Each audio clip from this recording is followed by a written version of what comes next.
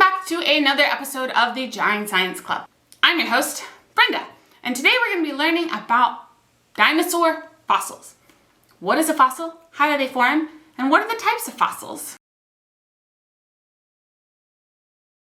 For this activity, you're going to need some Play-Doh or clay, some dinosaur toys and figures, some toothpicks or wood sticks that you can use to build a dinosaur skeleton model, and some leaves, real or fake, that you can use to make impressions. All right, let's get started. Here we are up close, and we're going to be learning about the types of fossils that you can find in the world. There are basically four main types of fossils that you'll see in the world today, and each of them have a distinct benefit to scientists and a distinct appearance. So the first kind of fossil that we're going to be making today is what's known as a trace fossil. So a trace fossil is something that an animal leaves behind. When I press this with my thumb, you get up close and we take a look at this, you can see that my thumbprint is left inside this bit of clay. This is a trace fossil if it would harden and become preserved for people to find millions of years from now.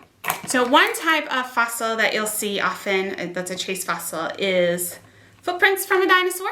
Footprints tell scientists what path the dinosaur took, where they were going, maybe where they were coming from, and also a little bit about the dinosaur itself. Another type of fossil is a mold fossil. This is a fossil that the item, say it's a dinosaur, is engulfed in the item, in the sediment. The dinosaur is engulfed in the sediment like this and just gets wrapped up in it. And often it is imperfect like that. Then, over millions of years, the dinosaur itself decomposes and is no longer part of the sediment, but it leaves a hollow behind. So inside of this piece of sediment, you can see the fossil of the dinosaur. It's kind of preserved in the size and shape that the dinosaur was. And this tells scientists a lot about what size dinosaurs were and where they lived, and kind of a bit about like their general body structure. If you're really lucky, scientists will get what is known as a body fossil. And that's a fossil where the actual body of the dinosaur is still inside of there. So they break it open and the body is fully preserved. That doesn't happen very often, but when it does, it's a big happy news. The last main type of fossil is what's known as a cast fossil.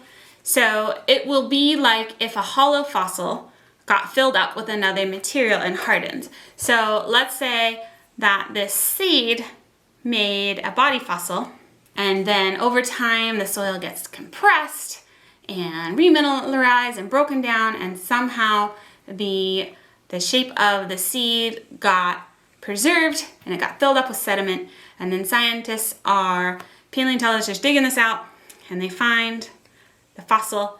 Now what they find is the cast skeleton. So it's not the bones, it's like the impression of bones left behind. So this wouldn't be the seed anymore, it would be a cast of the seed. It would tell scientists about what the bones look like, what the shapes look like. And often you'll find casts of skeletons. So if you take your little stickies here, you can mimic that.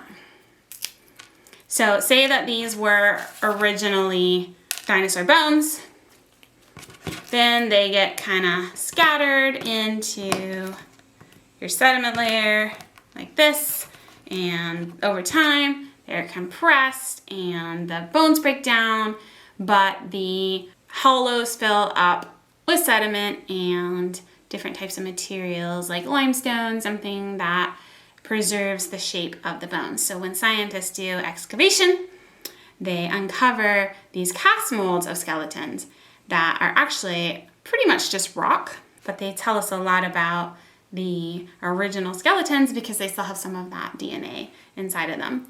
And based on that peripheral information combined with the shape and area in which the fossils are found, you can learn quite a bit about dinosaurs from a cast mold. Go ahead and experiment with making whatever type of fossil you want and see which one you think would tell the most information about a prehistoric dinosaur?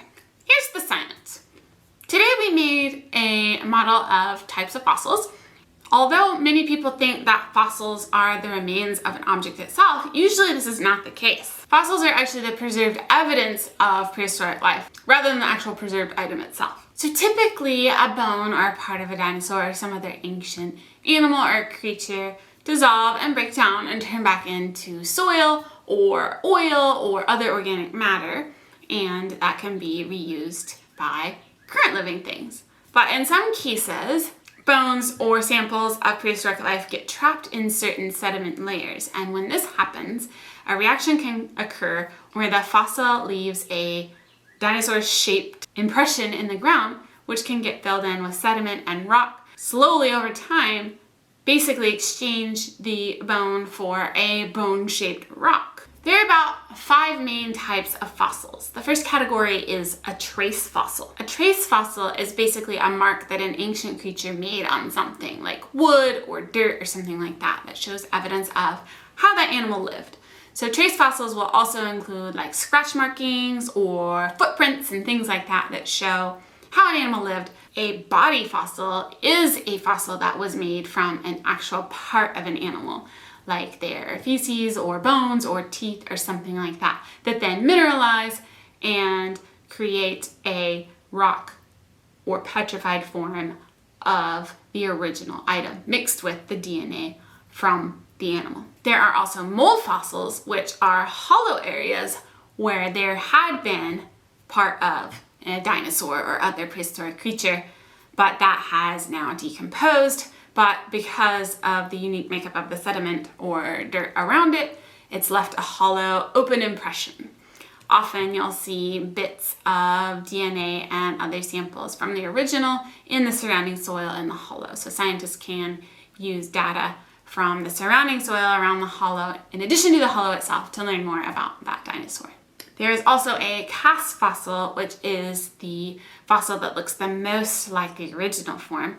A cast fossil occurs when a mold fossil gets filled in with sediment or something that hardens over time and accurately preserves the shape of that original bone. Cast fossils are the rarest form of fossil, but they're very valuable for providing scientific evidence on dinosaurs and how other prehistoric creatures lived. In the next lesson, we're going to learn a little bit about how scientists use fossils to discover how things lived during different periods of time and how they classify those periods of dinosaur life based on the fossil record. Scientists use the layering of where bones are found in the sediment of the earth to determine how old a certain fossil or specimen is. This is known as the fossil record, and we'll learn more about that next week. Don't forget to log into the member portal and get the worksheets and lesson guide and lesson pack that go along with this lesson. You can also find a fun quiz to take inside the portal so you can see what you've learned about this lesson. That's it for today. See you next time.